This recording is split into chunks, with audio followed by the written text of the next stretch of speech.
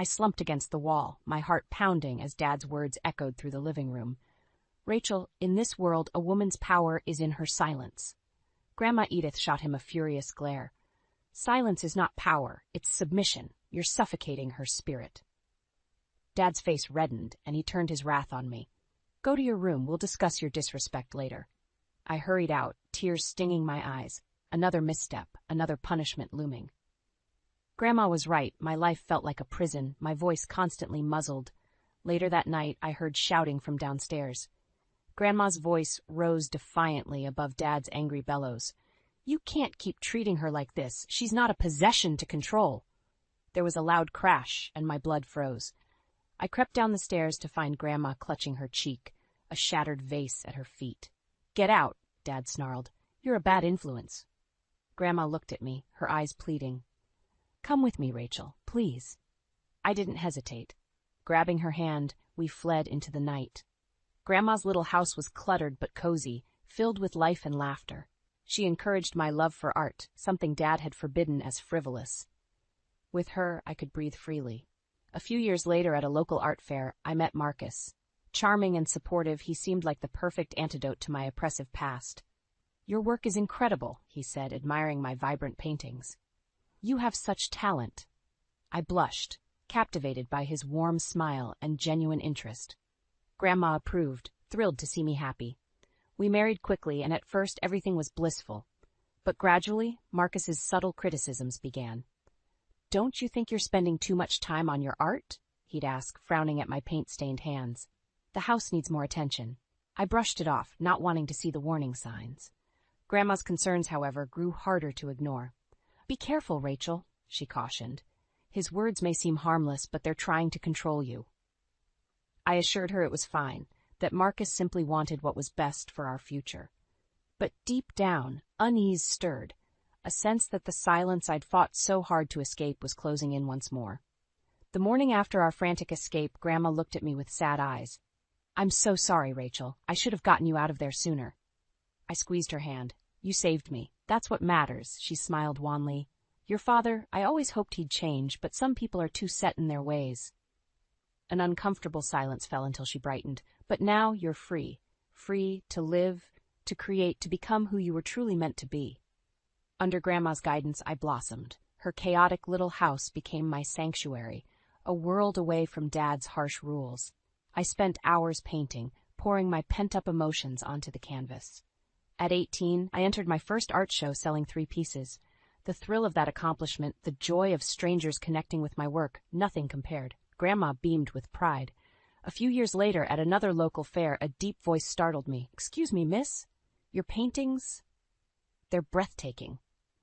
I turned to see a tall, well-dressed man smiling warmly. Something about his gaze made me feel truly seen.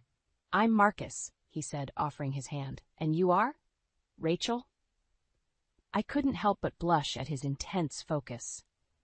Over the next few months, Marcus became a constant presence, always supportive, always in awe of my talents. With Grandma's blessing, we began dating, and I found myself falling for this caring, enlightened man. We married quickly, caught up in a whirlwind of romance. Marcus embraced my art, encouraging me to turn our small apartment into a studio. Your creativity deserves to be nurtured, he'd insist. But slowly, almost imperceptibly, his tune began to shift. Don't you think you're spending too much time cooped up in here? He'd remark, eyeing my paint-splattered clothes with distaste. The apartment's a mess. I tried not to read into it, chalking it up to his desire for order. But the comments grew more pointed. We can't live like starving artists forever, he chided one evening, flicking at a stray brushstroke on the wall. Your hobby is distracting you from more important things. My chest tightened, Gran's warnings echoing in my mind, but I pushed them aside, clinging to the belief that Marcus only wanted the best for us. Then, like a dark cloud blocking the sun, Cheryl arrived.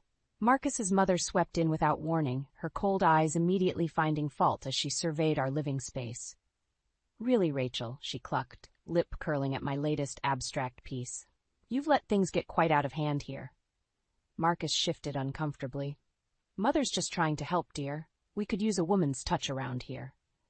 And just like that, the walls began closing in once more. With Cheryl's arrival, a palpable shift occurred in our home. Her critical gaze seemed to find fault with everything I did. "Honestly, Rachel, how can you let the dishes pile up like that?" She tsked, already rolling up her sleeves to take over. "No wonder Marcus is dissatisfied." Marcus would shrug apologetically. "She's just trying to help, dear. Let her." I bit my tongue, reminding myself that mothers-in-law could be difficult, but Cheryl's help quickly became a stranglehold. New stringent rules governed the household. My art supplies were relegated to a tiny alcove, paints and brushes scrutinized as unseemly clutter. Cheryl made no secret of her disdain for my hobbies. "A woman's purpose is maintaining her home," she declared one evening over a dinner I'd burned while distracted painting. "All this." She waved a hand at my rejected canvases. "It's just selfish indulgence." Marcus stayed silent, avoiding my hurt gaze. I wanted to protest, to remind him how he'd once delighted in my passion. But the words withered in my throat. Cheryl's control seeped into every aspect of our lives. She criticized my makeup, my clothes, the way I swept the floors. Nothing was ever good enough. "You're too soft on her," I overheard her berate Marcus one night. "You need to take the reins, son." The next morning, Marcus's eyes were cold as he handed me a list of chores and budget mandates. "We're going to start doing things properly from now on," he stated flatly. "My mother knows best." I stared at the draconian edicts, a knot forming in my throat. This was exactly the kind of oppression I'd fled from my parents' home. But I was a wife now. Wives obeyed their husbands, kept their households in order. That's what Cheryl and society demanded. So I fell silent and nodded. In the coming weeks, my life contracted around me. Art supplies were banned, deemed wasteful.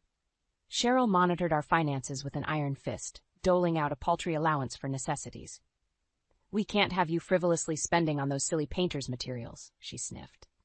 I mourned my creations, my vibrant colors slowly graying like my mood. Surreptitiously, I began sketching in hidden corners, hoarding pilfered pencil stubs and charcoal like treasured gems. It wasn't much, but it kept me sane amid the increasingly oppressive household rules. Make the beds precisely at 6 a.m., dust on Mondays and Thursdays only, dinner on the table promptly at 6:30 p.m. Failure to comply brought Cheryl's withering scorn and Marcus's cold disappointment. I walked on eggshells, each day a battle to hold my tongue against their constant belittling. "You're fortunate we put up with your nonsense," Cheryl snapped after I missed a spot whilst cleaning. I clenched my fists, desperately biting back the litany of retorts I longed to hurl. But one cutting remark slipped through. "Yes, I'm so lucky to have such control over my life." The slap cracked like a gunshot. I reeled, tasting blood as Cheryl's ring split my lip. Marcus watched impassively as she grabbed my hair, yanking me close. "Don't ever forget your place again," she hissed, eyes glittering with cruel satisfaction. "You'll do as you're told, or I'll make your life a living hell." I shrank back, cradling my stinging face as she stormed off. Marcus simply turned and followed, leaving me alone to lick my wounds. Curling on the bed that night, I traced the throbbing cut on my lip and finally let the tears flow. How could I have been so blind, so naive as to think I'd found an ally in Marcus?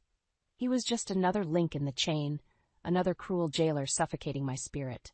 But a spark within me refused to be extinguished. I was stronger than their harsh words, stronger than their rules. I would find a way to breathe freely again. Grandma's voice echoed in my mind. "Never forget who you are, Rachel. Your fire cannot be snuffed out so easily." And with that defiant flicker burning bright, I began plotting my escape. With my escape plans simmering, I attempted to keep a low profile around Cheryl and Marcus, but their disdainful glares made that impossible. "What's this?" Cheryl sneered one morning, holding up a pencil sketch I'd carelessly left out. She crushed it in her fist. "Haven't you learned your lesson about these childish pastimes?" I stared at the crumpled paper, something inside me cracking. Before I could stop myself, the words burst out. "It's not a pastime. It's my passion." Her eyes narrowed to slits. "Your passion?" She barked a laugh. "Don't be ridiculous. A woman's passion is her family, or haven't I made that clear?" Seething, I opened my mouth, but Marcus cut me off. "That's enough, Rachel. Don't disrespect my mother." I gaped at him, stunned by his callous disregard for my feelings. The man I'd married, the one who once kindled my creative flame, was gone. This Marcus was cold, indifferent, a pale echo of his former self. Cheryl smirked victoriously. From now on, I'll be handling all finances. Can't have you wasting money on silly hobbies. She plucked my debit card off the counter. This is for your own good, dear. Impotent rage coursed through me, but I bit back my protests. Confrontation was useless against their united front. Over the following weeks, Cheryl's iron grip tightened until I felt smothered. She monitored every penny, allowing only meager funds for basic necessities. My art supplies, what little remained, were disposed of as wasteful clutter. A wife's role is maintaining her household, she proclaimed loftily, not indulging in silly distractions.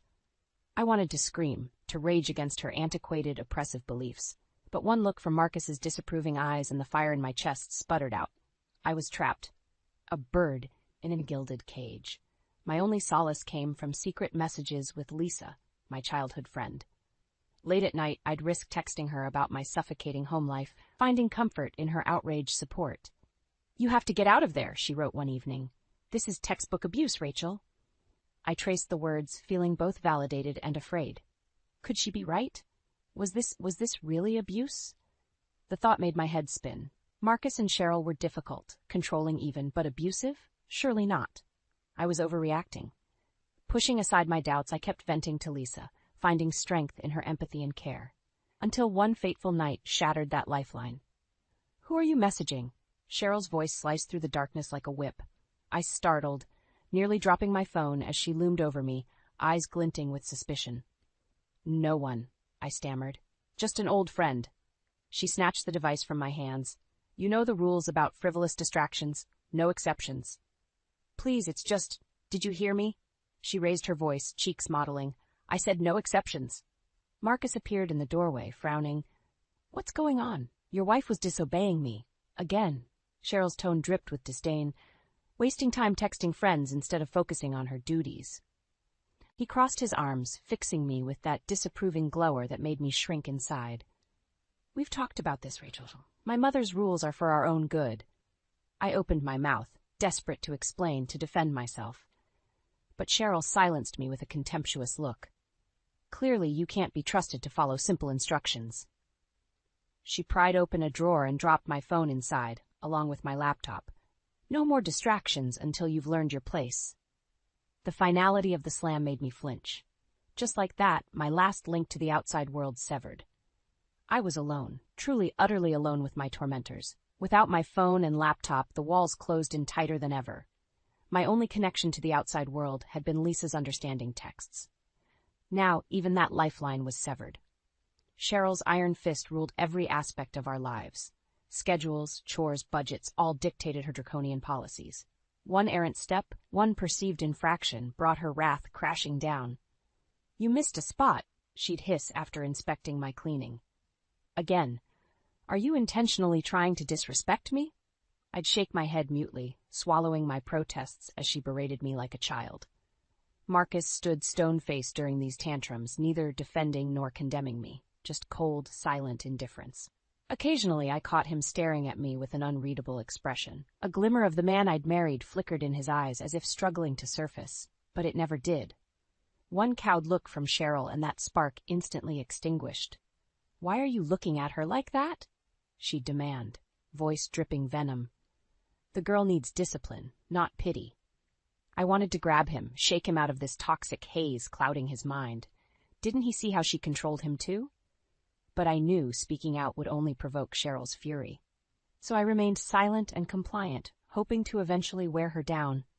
That strategy proved futile one evening after she caught me staring wistfully at an old canvas, reminiscing over the vibrant life I'd breathed into it.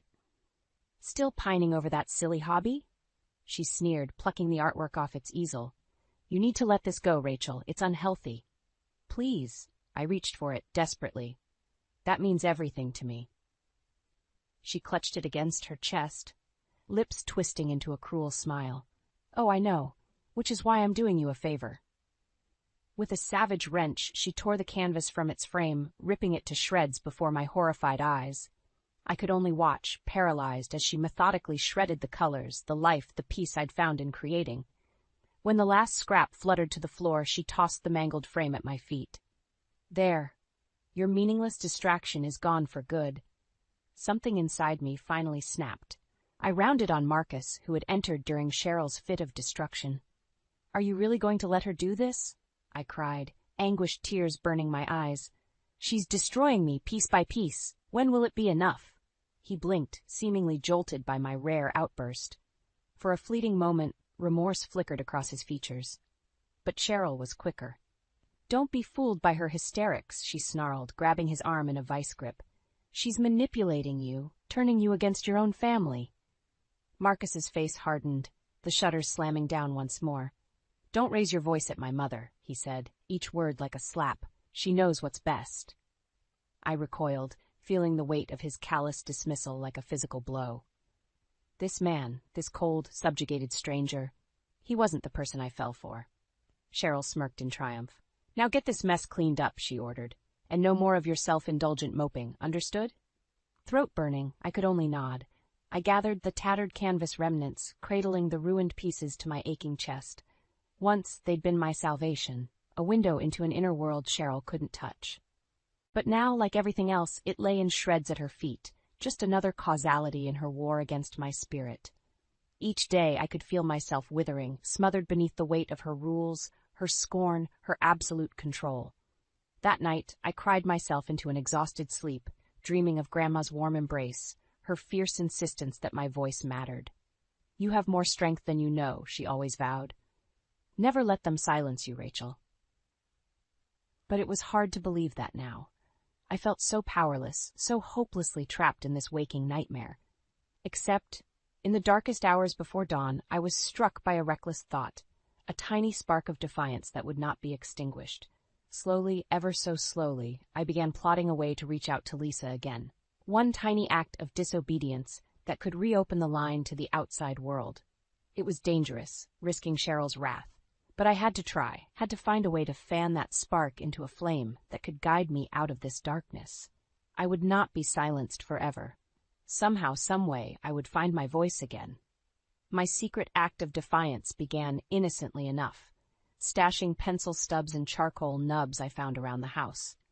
Cheryl would never have allowed me art supplies, but she couldn't deny me every writing utensil.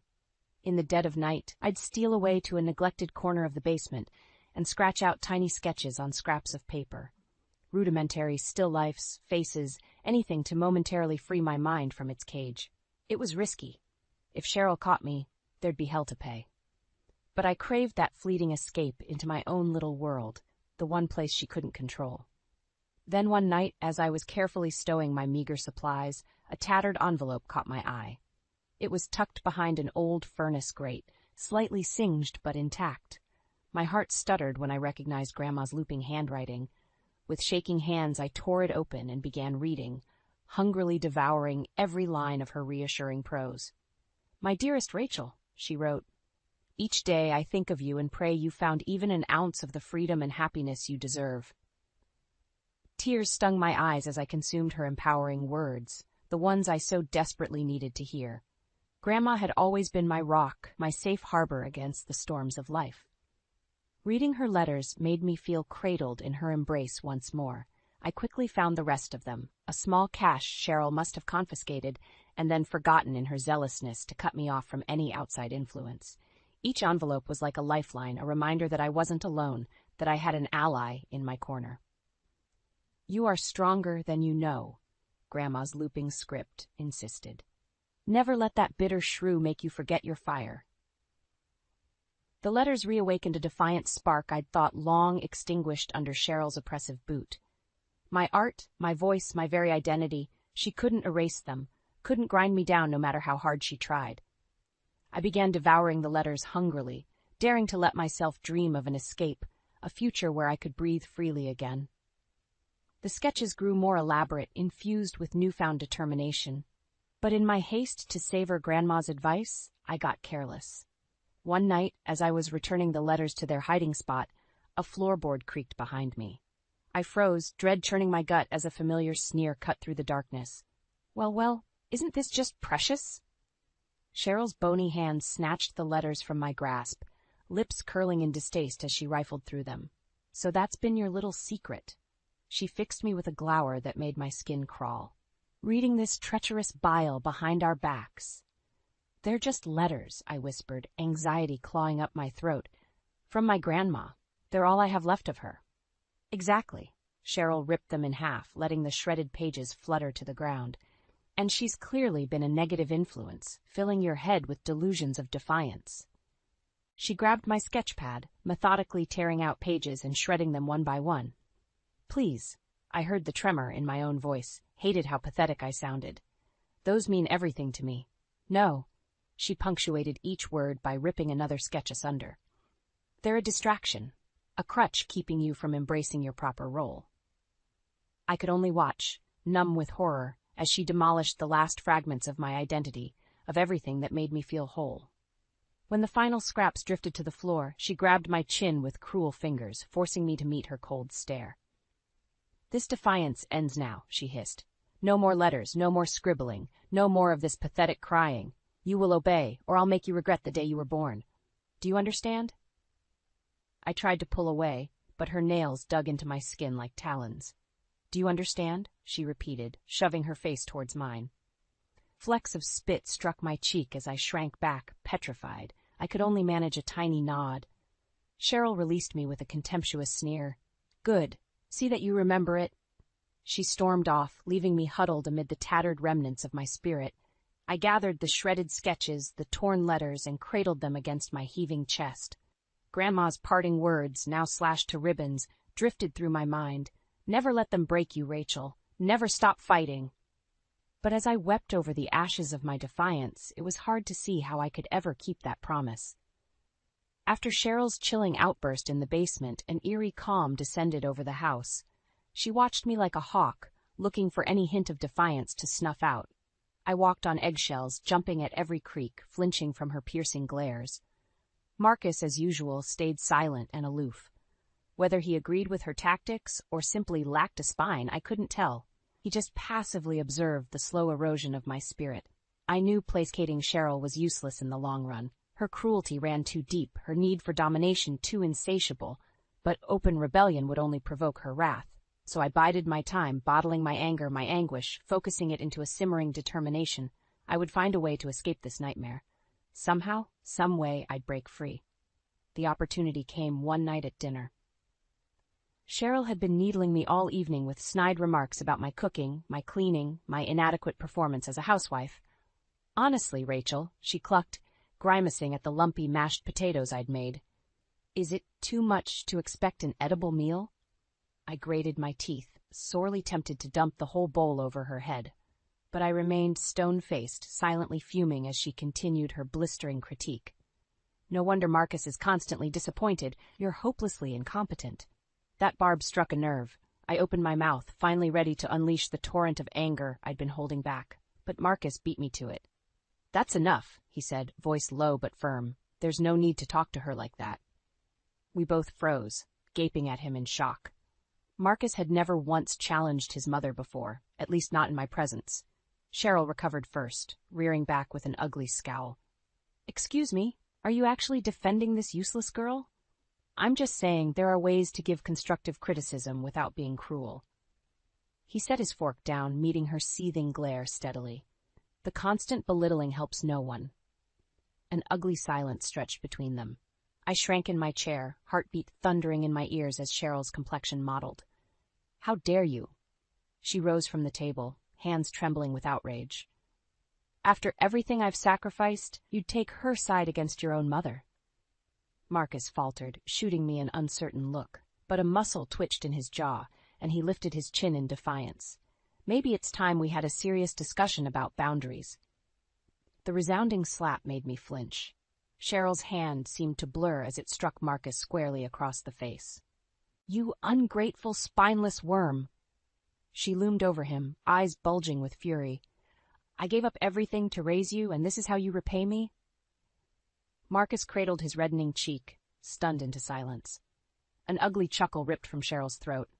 I knew letting that girl into our lives was a mistake. Her glare bored into me like a laser. She's poisoned your mind, turned you against your own flesh and blood. I opened my mouth, desperate to defend myself. But the look on Marcus's face stopped me cold, a strange mixture of fear, resignation, and bitter acceptance. You're right, Mother, he mumbled, not meeting my stricken gaze. I was out of line. It won't happen again. Just like that, the fight drained out of him. My heart plummeted, realizing this intermittent backbone had been an aberration, nothing more. Cheryl sneered in triumph. See that it doesn't. She rounded on me with undisguised loathing. As for you, you'd better start showing more respect around here. The only reason I tolerate your presence is out of love for my son. Her lip curled. Though God knows what he sees in a sniveling, ungrateful wretch like you. The words lashed me like a whip. I flinched, blinking back shameful tears as she swept from the room, her scornful cackle echoing like mocking laughter. Marcus stared at his plate, shoulders slumped in defeat. I wanted to scream at him, to demand he grow a spine and stand up for me, for us. But his haunted expression stayed my tongue. In that moment I realized the bitter truth. Cheryl had him too tightly leashed. He would never defend me, never put my needs before hers. I was alone in this battle. But even that knowledge wasn't enough to extinguish the last stubborn flickers of hope, of defiance, burning in my chest. If Marcus lacked the strength to stand up for me, for our marriage, then I would have to find it within myself to stand up for us both. No more placating Cheryl, no more walking on eggshells around her venom. It was time to fight back. Consequences be damned. I was done being a passive victim. My escape may have hit a roadblock, but I would not be silenced or cowed any longer. The war was only just beginning. The distant rumble of thunder was my signal. I finished stuffing the last of my belongings into a duffel bag and crept downstairs, muscles tense in anticipation. Lisa was already waiting in her beat-up sedan, hazard lights blinking through the rain-streaked windshield. I risked one last glance back at the cold, imposing house that had become my prison. No more. I was done being a captive. Lisa threw open the passenger door, eyes wide with urgency. Hurry, we don't have much time before they realize you're gone. I nodded grimly, tossing my bag in the back seat. Just get me out of here. I don't care where we go. The engine roared to life, and we peeled out of the driveway in a spray of gravel. I watched the looming house recede in the rearview mirror, its harsh angles and blank windows already fading like a nightmare slipping from my mind. My heart hammered the entire nerve-wracking drive, half expecting Cheryl or Marcus to suddenly give chase. But the night remained dark and blissfully silent, broken only by the thrum of the wipers and the drumming rain.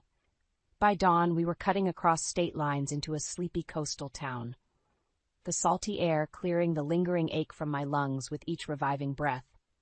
We'll be safe here, Lisa assured me as we pulled into a dingy motel bearing a vacancy sign, at least for now. I could only mutely nod my thanks, feeling unmoored and disoriented. Just yesterday I'd been trapped in that gilded cage of a home.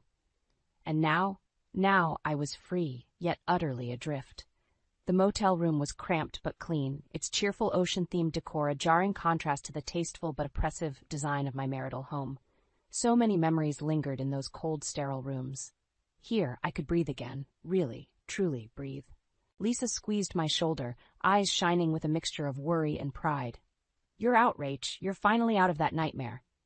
The words hit me with a strange pang, my eyes stinging. I was out. I'd escaped. But at what cost? I don't know what to do now, I confessed in a small voice. Where do I even start to pick up the pieces? We'll figure it out, Lisa said firmly. For now, just focus on healing, on rediscovering who you are. The rest will follow. Easy for her to say. The years of conditioning under Cheryl's tyrannical rule had stripped me of any sense of identity beyond meek, obedient housefrau. Who was I, really, if not the cowering, defeated creature she'd molded me into? Lisa must have sensed my doubts. You're stronger than you think, Rach. That's why you got out. I wished I could share her conviction, but my mind kept spiraling back to Marcus and the shattered remnants of the life I thought we'd have.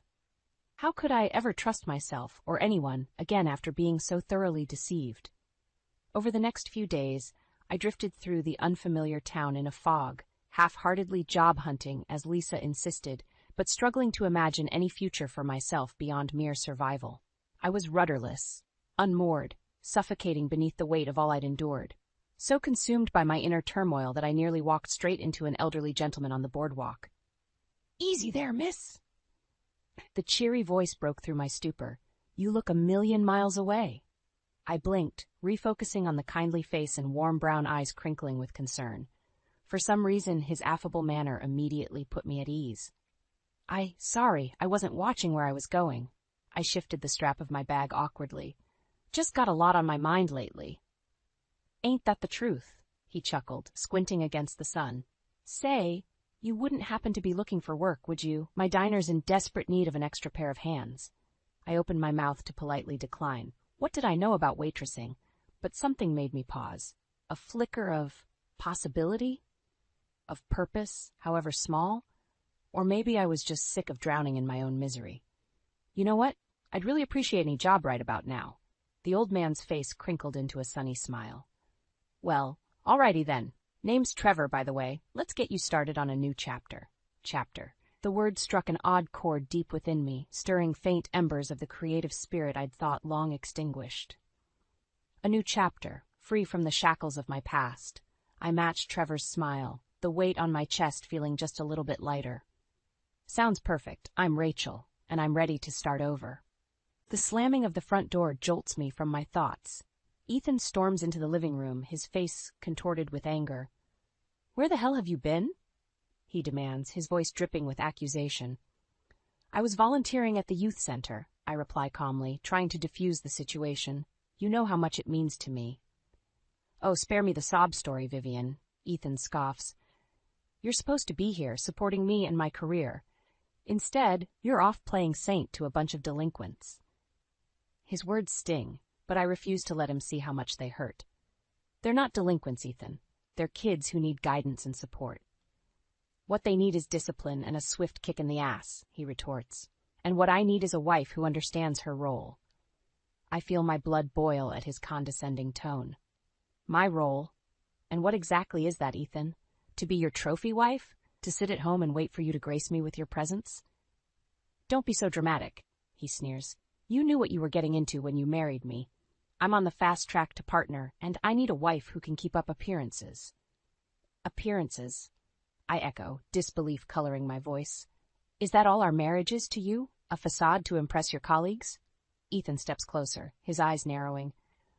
Watch your tone, Vivian. Remember who pays the bills around here. The threat hangs heavy in the air, and I feel a chill run down my spine. Are you seriously going to hold that over my head? I gave up my job to move here for you, Ethan. I've sacrificed everything for this marriage. Sacrificed? He laughs humorlessly. You call sitting around all day, spending my money a sacrifice? You should be grateful for the life I've given you. Tears prick at the corners of my eyes, but I blink them back, refusing to give him the satisfaction of seeing me crumble. I am grateful, Ethan, but I'm also suffocating. I feel like I'm losing myself in this marriage. Then maybe you should find yourself a new hobby, he suggests coldly. One that doesn't involve neglecting your duties as my wife. And what about your duties as my husband? I counter, my voice rising. When was the last time you even asked about my day? Or showed any interest in my life? Ethan's jaw clenches, and for a moment I think he might actually hear me. But then he shakes his head, his expression hardening. I don't have time for this, Vivian. I have a career to focus on. If you can't handle that, then maybe we need to reevaluate this marriage. With that, he turns on his heel and stalks out of the room, leaving me standing there, my heart in pieces. I sink onto the couch, my mind reeling. How did we get here? How did the man I fell in love with turn into this cold, calculating stranger? I think back to the early days of our relationship, when Ethan was attentive and loving. We met at a charity event, both passionate about making a difference in the world. He swept me off my feet with his charm and ambition, and within a year we were married. But somewhere along the way, his career took precedence over everything else. And now, I'm left wondering if there's anything left of the marriage I thought we had. 2 years into our marriage, Ethan comes home with a bombshell announcement. I've been offered a partnership at a law firm in Los Angeles, he declares, a triumphant grin on his face. I stare at him, my heart sinking. Los Angeles? But what about my job, Ethan? My students? Come on, Vivian, he cajoles. This is a once-in-lifetime opportunity. You can always find another teaching job in L.A. It's not that simple, I argue, my voice strained. I've built a life here, Ethan. I have roots in this community. Ethan's smile fades, replaced by a look of annoyance. I thought you'd be happy for me, Vivian. This is a huge step up for us. For you, maybe, I counter. But what about what I want? What about my dreams? Dreams? He scoffs. You're a high school teacher, Vivian. How far do you think that's going to take you? His words cut deep, and I feel my eyes sting with tears. I can't believe you just said that. Teaching is my passion, Ethan. It's not just a job to me. Ethan sighs, running a hand through his hair. Look, I didn't mean it like that, but this is a once-in-a-lifetime chance, Vivian. We can't pass it up. I know he's right, but the thought of leaving everything behind feels like a knife twisting in my gut. Fine, I relent, my voice barely above a whisper. I'll take a sabbatical from teaching. Ethan's face lights up, and he pulls me into a hug. You won't regret this, Vivian. I promise. But as we pack up our life and prepare for the move, I can't shake the feeling that I'm making a terrible mistake. The day of the move arrives, and I find myself surrounded by boxes, my childhood home stripped bare. As I carefully wrap a framed photo of my parents, Ethan walks in, a look of disdain on his face. You're not seriously bringing that old junk, are you? He asks, eyeing the sentimental items I've carefully packed. They're not junk, Ethan, I defend, my voice tight. They're memories, pieces of my history. We're starting a new life, Vivian, he reminds me, his tone condescending. We don't need to drag the past along with us. I bite my tongue, not wanting to argue. But as I watch Ethan carelessly toss my treasured possessions aside, I feel a piece of myself crumble.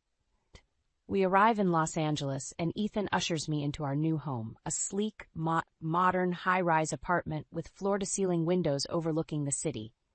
Isn't it perfect? He gushes, his eyes alight with excitement.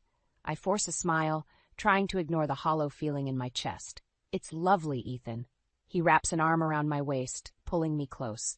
This is just the beginning, Vivian. I'm going to give you the life you've always dreamed of. But as I stare out at the unfamiliar skyline, I can't help but wonder if the life I've always dreamed of is the one I'm leaving behind. 6 months pass in a blur of cocktail parties and corporate dinners, Ethan's new role consuming his every waking moment. I find solace in volunteering at a local youth center, pouring my heart into mentoring troubled teens. But one evening, as I'm getting ready for a fundraiser, Ethan barges into the bedroom, his face twisted with rage. Are you seriously wearing that? He demands, eyeing my simple black dress with disdain. What's wrong with it? I ask, my voice trembling slightly. You look like a damn schoolmarm, he sneers. I need you to look the part of a successful lawyer's wife, not some frumpy volunteer. Tears sting my eyes, but I blink them back, refusing to let him see how much his words hurt. I'll change, I mumble, turning away. But as I slip into a designer gown and plaster on a fake smile, I can't shake the feeling that I'm slowly losing myself, piece by piece.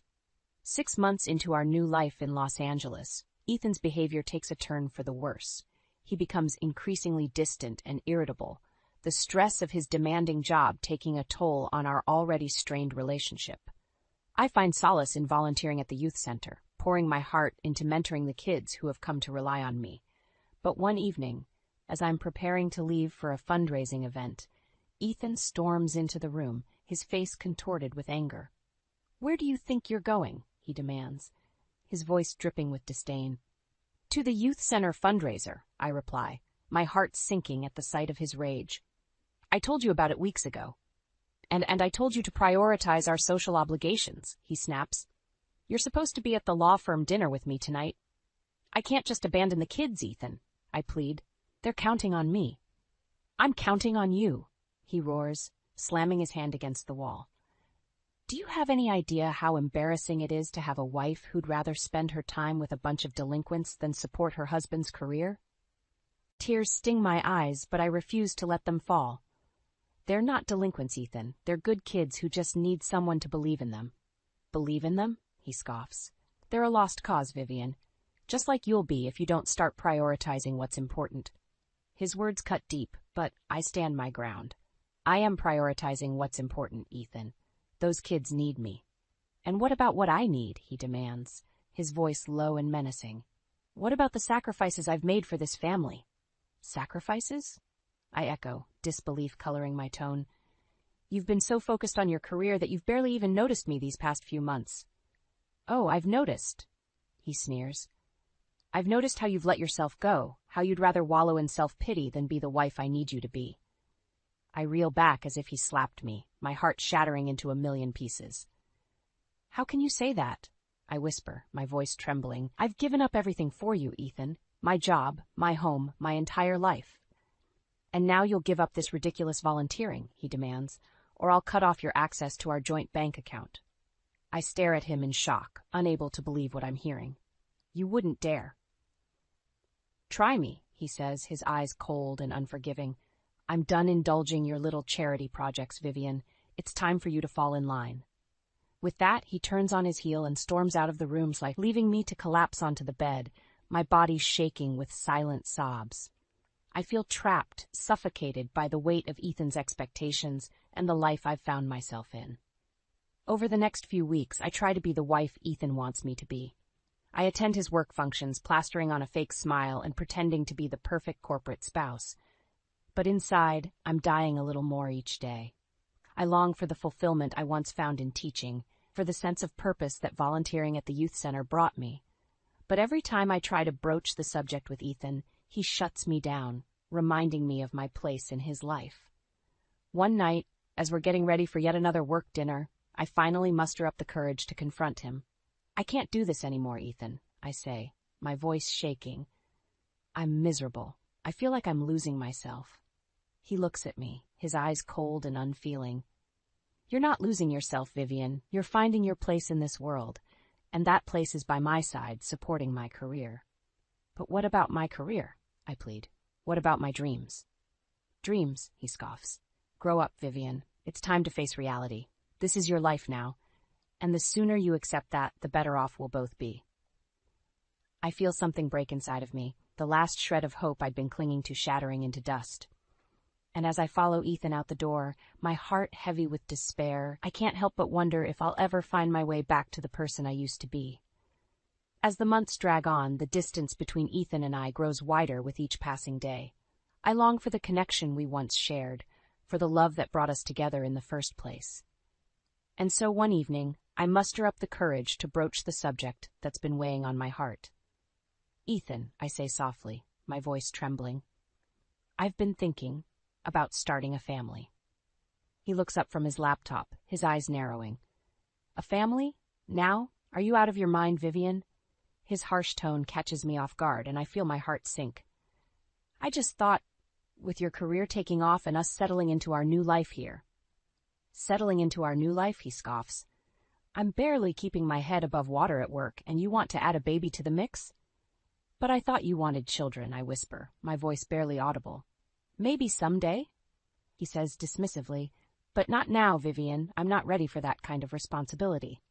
His words cut deep, and I feel a piece of my dream for our future crumble. But I refuse to let him see how much he's hurt me. Instead, I force a smile and nod. Of course. You're right. It was a silly idea. Ethan returns to his work, and I'm left alone with my thoughts, my heart heavy with the weight of his rejection. In an attempt to find some semblance of purpose, I take a part-time job at a bookstore. At first, Ethan seems supportive, even happy that I'm getting out of the house. But as the weeks pass, his attitude begins to change. I don't like you spending so much time away from home, he grumbles one evening as I'm getting ready for my shift. It's just a few hours a week, Ethan, I remind him gently.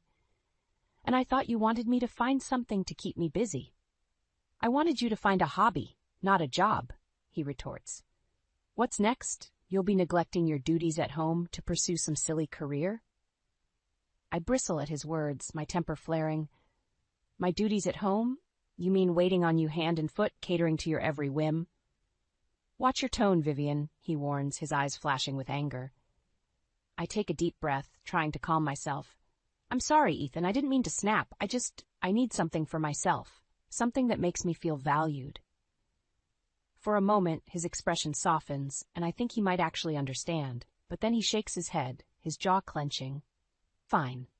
Do what you want, but don't come crying to me when it all falls apart. I leave for my shift with a heavy heart, wondering if I'll ever be able to find happiness in this new life we've built. A few days later, on a whim, Ethan and I buy lottery tickets. As we sit at the kitchen table, scratching off the numbers, I can't help but feel a flicker of hope. Maybe, just maybe, this could be our lucky break. But as the weeks pass and the drawing comes and goes, our tickets prove to be just another disappointment. Ethan barely seems to notice, too caught up in his own world to care about my foolish dreams. And then, just when I think things can't get any worse, Ethan comes home with news that turns my world upside down. "I got a promotion," he announces, a self-satisfied smirk on his face. For a moment, I allow myself to feel a glimmer of hope. Maybe this will be the thing that finally brings us back together, that reignites the spark we once shared. But as the days turn into weeks, Ethan's behavior only worsens. He becomes more demanding, more critical of my every move. Nothing I do seems to be good enough, and I find myself walking on eggshells, desperate to avoid his wrath. Late one night, as I lie awake in bed, listening to Ethan's steady breathing beside me, I can't help but wonder how we got here, how the man I once loved could have turned into such a monster. And as I stare up at the ceiling, my heart heavy with the weight of my own misery, I know one thing for certain. Something has to change. I can't keep living like this. I just don't know how much more I can take.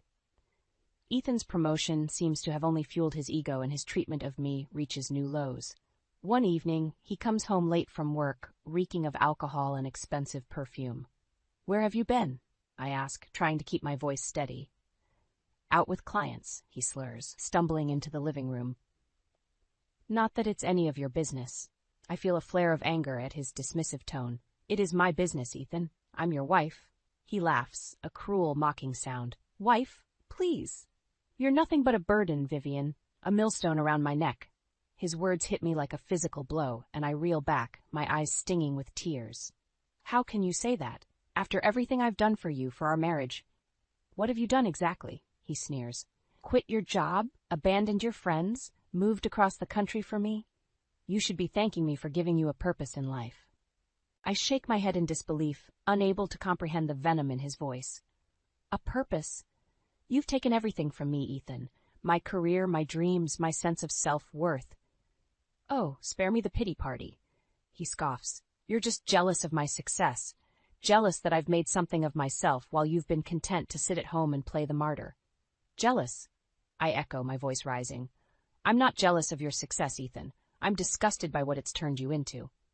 He takes a step towards me, his eyes flashing with anger. "Watch yourself, Vivian. You don't want to push me too far." But I'm too far gone to heed his warning. "Or what? You'll leave me? Go ahead. I'd rather be alone than spend another minute with a man who treats me like dirt." For a moment he looks stunned, as if he can't believe I've dared to stand up to him. But then his face twists into a sneer, and he leans in close, his breath hot against my cheek. "You're nothing without me, Vivian. Nothing. And if you even think about leaving, I'll make sure you regret it for the rest of your miserable life." With that, he turns on his heel and storms out of the room, leaving me trembling in his wake. I sink onto the couch, my head in my hands, and let the tears come. How did I let things get this bad? How did I let myself become so weak, so dependent on a man who clearly doesn't love me? As I sit there, lost in my own misery, my phone buzzes with an incoming text. I glance at the screen, expecting to see a message from Ethan, but instead, I find myself staring at a name I don't recognize. Natalie. My heart stops. Who is Natalie? And why is she texting my husband at this hour of the night? With shaking hands, I open the message, my eyes widening as I read the words on the screen. "I had a great time tonight, Ethan. Can't wait to see you again soon. XOXO." I feel like I've been punched in the gut. Ethan is cheating on me. The late nights, the distant behavior, the cruel words. It all makes sense now. I confront him the moment he walks through the door, my voice shaking with anger and betrayal. "Who is Natalie, Ethan? And don't you dare lie to me." He looks at me, his eyes cold and unfeeling. "She's a colleague, a friend. Not that it's any of your business." "A friend," I echo, my voice rising. "Since when do friends send flirty texts in the middle of the night?" His face hardens, and he takes a step towards me, his fists clenched at his sides. "You went through my phone. How dare you?" "How dare I?" I shout, my temper flaring. "How dare you cheat on me, Ethan? How dare you treat me like garbage while you're off screwing some other woman?" "I want a divorce," he says flatly, his voice devoid of emotion. "I'm done with this marriage, Vivian. Done with you." His words hit me like a physical blow. and I stumble back, my vision blurring with tears. But even through the pain, I feel a flicker of something else. Something I haven't felt in a long time. Rage. Pure, unadulterated rage. And as I stand there, watching the man I once loved walk away from me, I make a vow to myself. I will make him pay for what he's done. I will make him suffer the way he's made me suffer. And I know just how to do it. Ethan's betrayal cuts deep, but I refuse to let him see how much he's hurt me. Instead, I channel my pain into planning my revenge. And the first step is to gather evidence of his infidelity. I hire a private investigator, a no-nonsense woman named Maria who assures me she'll get the proof I need. And sure enough, within a week, she presents me with a stack of photos and recordings that leave no doubt about Ethan's affair. I confront him with the evidence, my heart pounding in my chest as I watch the color drain from his face. "How could you do this to me, Ethan?" I ask, my voice trembling with a mixture of anger and hurt. "How could you throw away everything we had for some cheap fling?" He looks at me, his eyes cold and unfeeling. "Don't be so dramatic, Vivian. It was just sex. It didn't mean anything." His callousness takes my breath away, and I feel a wave of nausea wash over me. "Just sex? Is that all our marriage was to you? Just a convenient arrangement until something better came along?" He shrugs, his lips curling into a cruel smirk. "What can I say? I got bored. And Natalie, well, she knows how to keep things interesting." I shake my head in disbelief, unable to comprehend the depth of his betrayal. "You disgust me, Ethan. You're nothing but a selfish, manipulative bastard. And you're a pathetic, clingy little girl who can't accept that her husband has outgrown her," he sneers. "Face it, Vivian, you were never enough for me. You never will be." His words hit me like a physical blow, and I reel back, my eyes stinging with tears. But I refuse to let him see me cry. Not anymore. "Get out," I whisper, my voice low and dangerous. "Get out of my house and out of my life. I never want to see you again." He laughs, a harsh, mocking sound that echoes through the room. "Gladly. But don't think you're going to get a dime from me in the divorce. I'll make sure you end up with nothing, Vivian. Nothing." With that, he turns on his heel and storms out of the room, slamming the door behind him. I sink to the floor, my body shaking with silent sobs as the reality of what's just happened washes over me. But even through the pain, I feel a flicker of something else. Something I haven't felt in a long time. Hope. Because I know something Ethan doesn't. Something that will change everything. I've won the lottery. 2 weeks ago, on a whim, I bought a ticket for the Powerball jackpot, and against all odds, I hit the jackpot. $10 million, all mine.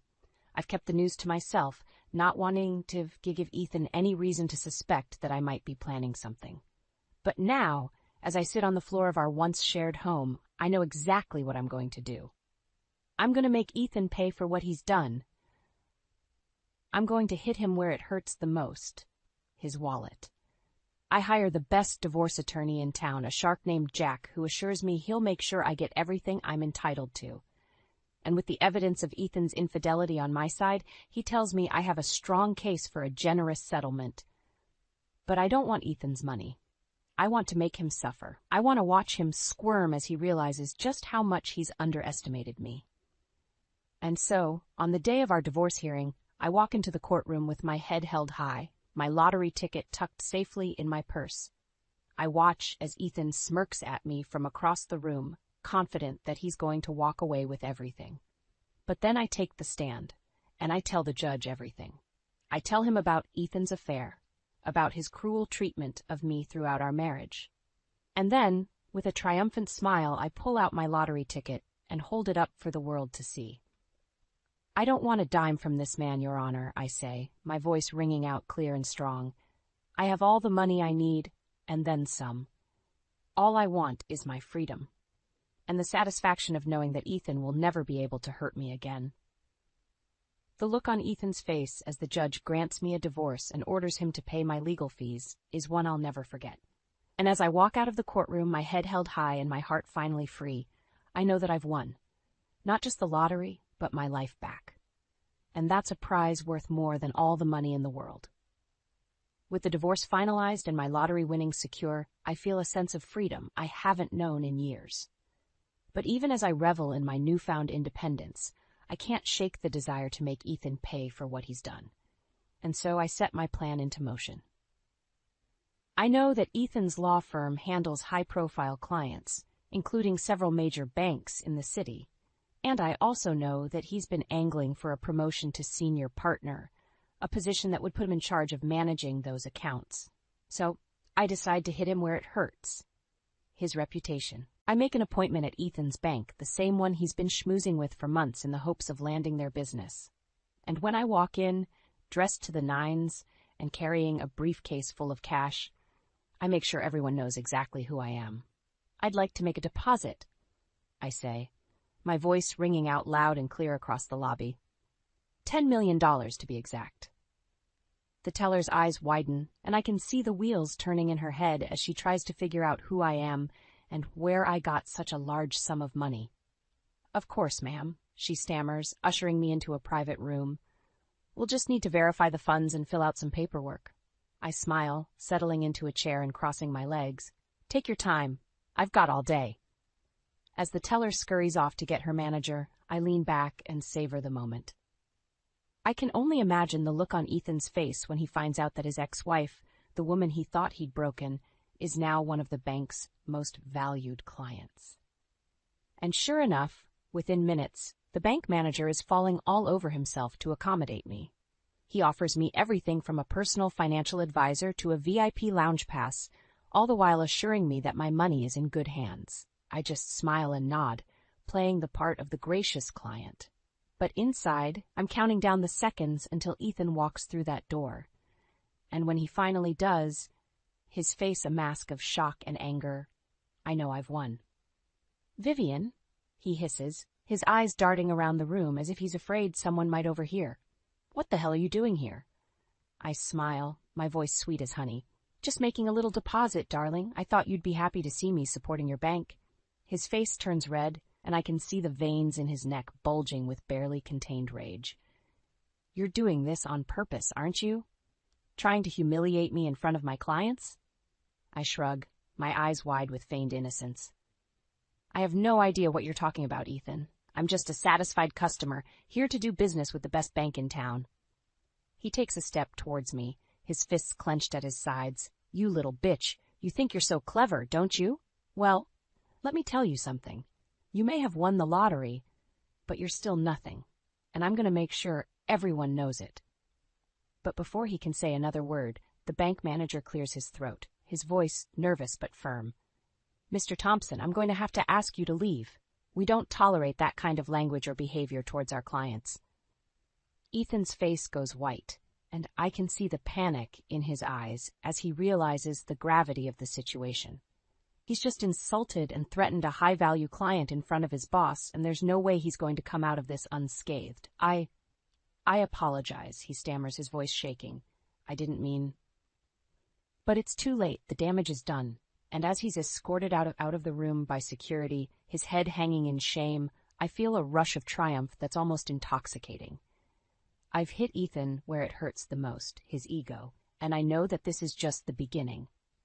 He may have taken everything from me, but now I'm the one holding all the cards, and I'm going to make damn sure he never forgets it. News of Ethan's outburst at the bank spreads like wildfire, and within days he's facing disciplinary action from his firm. His clients start to pull their accounts, and his once promising career begins to crumble before his eyes. I watch from afar, savoring every moment of his downfall. But even as I revel in my revenge, I can't help but feel a twinge of something else, something that feels suspiciously like regret. And then one day I receive a phone call that changes everything. "Vivian?" Ethan's voice is weak, broken. "I need to see you, please." I hesitate, my heart pounding in my chest. Part of me wants to hang up, to leave him to wallow in his own misery. But another part of me, the part that once loved him, can't resist the plea in his voice. "Fine," I say, my voice cold. "But make it quick." We meet at a coffee shop near my old apartment, a place we used to frequent in happier times. Ethan looks like a shell of his former self, his eyes bloodshot and his skin pale. "I'm sorry," he says, his voice barely above a whisper, "for everything. I know I can't take back what I did, but I need you to know that I'm truly deeply sorry." I stare at him, my heart twisting in my chest. I want to believe him, to forgive him, but I can't. Not after everything he's put me through. It's too late, Ethan, I say, my voice trembling. You had your chance, and you blew it. I'm done being your punching bag. He nods, his eyes filling with tears. I know, and I don't expect you to forgive me, but I need you to know that I'm going to get help. I'm going to be a better man, even if it's too late for us. I feel a lump rising in my throat, and I swallow hard. I hope you do, Ethan, for your sake and for the sake of anyone else who might cross your path. He looks at me, his eyes searching mine. What about you, Vivian? What are you going to do now? I take a deep breath, my mind racing with possibilities. And then, suddenly, I know exactly what I want to do. I'm going to start a foundation, I say, my voice growing stronger with each word. A foundation that helps women like me, women who have been beaten down and broken by men like you. I'm going to use my money to make a difference, to help others find their strength and their voice. Ethan stares at me, his eyes wide with surprise. That's amazing, Vivian. I'm proud of you. I nod, my heart swelling with pride. I'm proud of me too, Ethan, and I'm done letting you or anyone else dictate my worth. We part ways soon after, and as I walk out of the coffee shop, I feel a sense of peace wash over me. I know that I'll never forget what Ethan did to me, but I also know that I'm stronger because of it. And as I set to work on my foundation, pouring my heart and soul into helping other women find their power, I realize that this is what I was meant to do all along. I may have started out as a victim, but now I'm a survivor, and I'm going to make damn sure that no one ever forgets it. Months turn into years, and as my foundation grows and thrives, I find myself back in my hometown, teaching at the same high school where I started my career. I'm happy now, truly happy. I've found my purpose, my calling, and I know that everything I went through, every moment of pain and heartbreak was worth it to get me to where I am today. I may not have the perfect life, but I have a life that's all my own. And that's more than enough for me. As I stand in front of my classroom looking out at the eager faces of my students, I can't help but smile. I know that I'm exactly where I'm meant to be, doing exactly what I'm meant to do, and no one, not even Ethan, can take that away from me.